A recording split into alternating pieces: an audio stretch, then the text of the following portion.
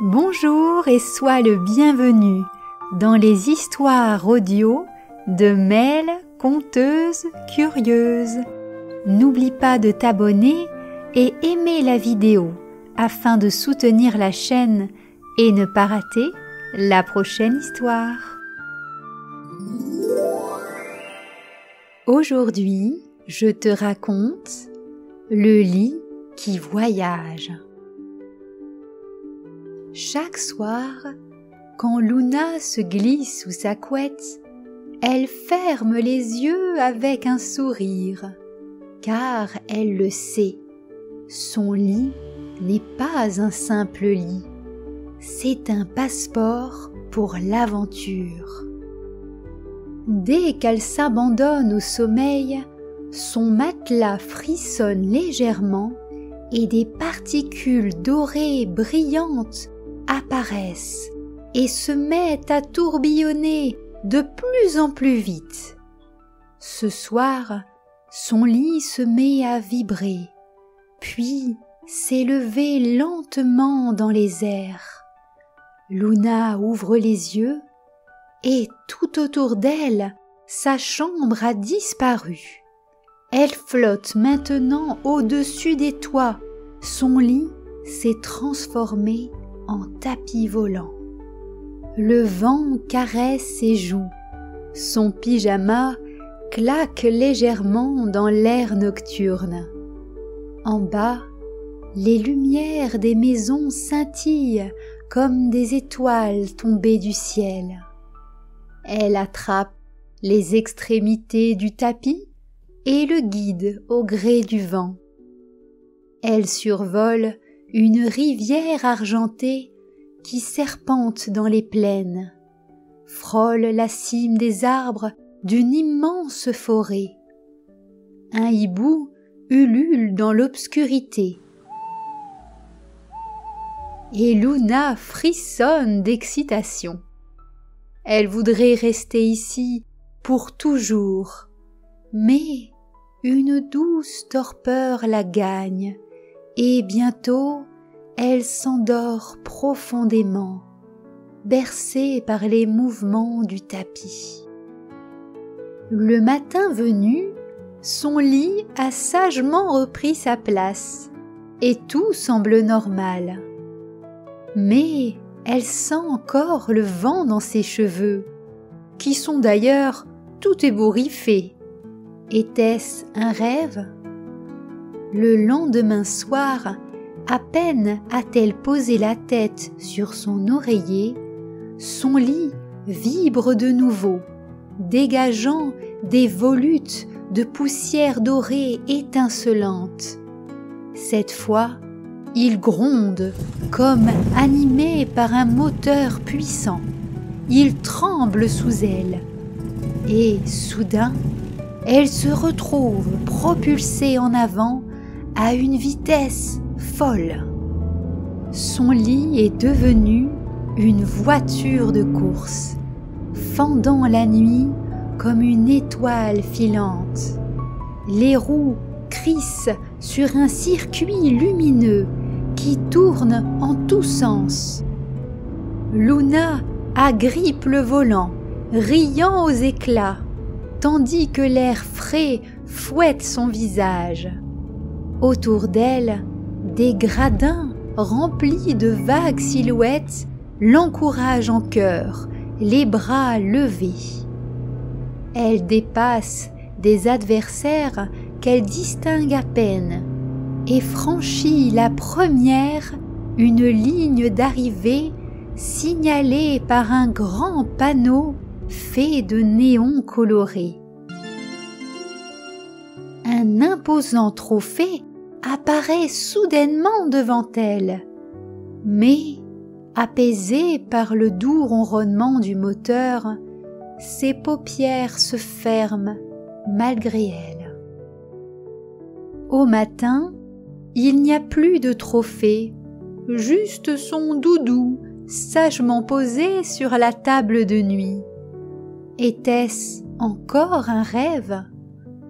La nuit suivante, son lit devient un poney rose, aux ailes soyeuses qui battent les airs dans un bruissement lent et régulier.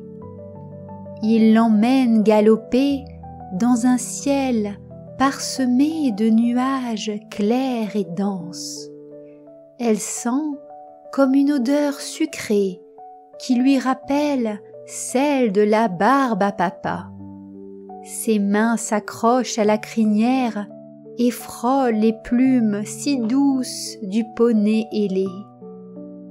À chaque aventure, elle s'émerveille davantage, persuadée que tout est réel, jusqu'à ce qu'elle se réveille. Mais un soir, alors que son lit se métamorphose en bateau, et, après avoir vogué sur une mer claire aux grandes vagues qui l'éclaboussent, Luna se retrouve sur une île aux 1000 couleurs. Le sable est doux sous ses pieds nus, l'eau tiède autour de ses chevilles. Elle court sur la plage, ramasse des coquillages nacrés, construit un château de sable immense. La petite fille peut même entendre le cri des mouettes, le clapotis des vagues et sentir l'air marin salé qui emplit ses narines. Quand elle remonte à bord pour rentrer, elle se sent fatiguée mais heureuse. Le bateau, rempli d'oreillers moelleux, tangue doucement. Bercée par les flots et les clapotis rythmés, la fillette s'endort en écoutant la mélodie de la mer.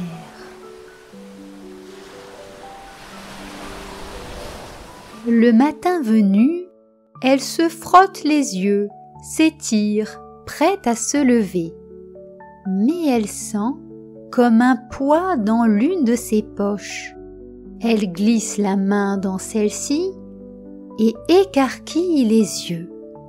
Du sable, du vrai sable doré et fin qui glisse entre ses doigts. Son cœur bat plus vite, alors ce n'était pas qu'un rêve.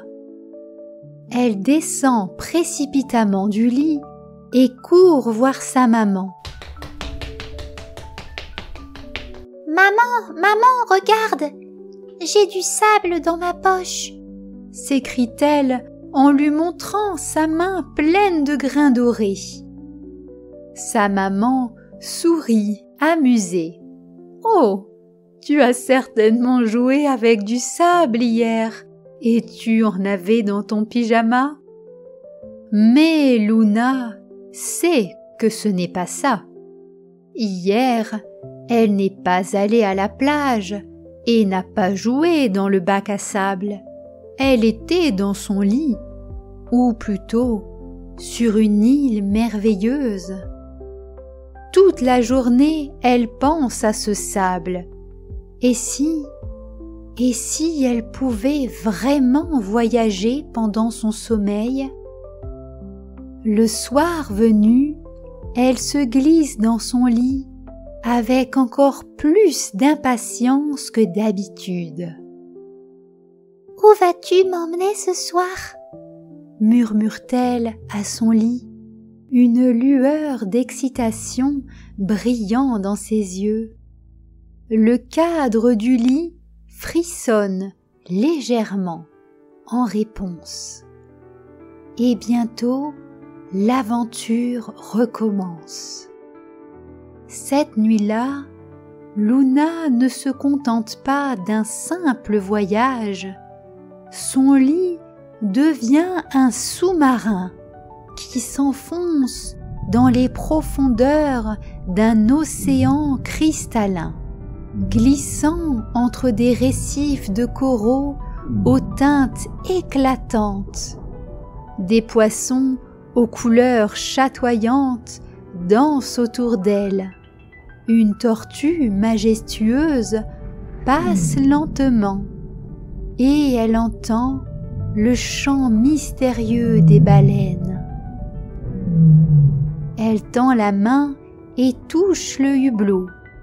Une pieuvre curieuse s'approche et agite un tentacule en guise de salut. Luna rit, émerveillée. C'est vraiment super! Le lendemain matin, elle trouve sur son oreiller une petite perle nacrée. Encore une preuve. Elle la serre très fort dans sa main, convaincue que ses aventures ne font que commencer.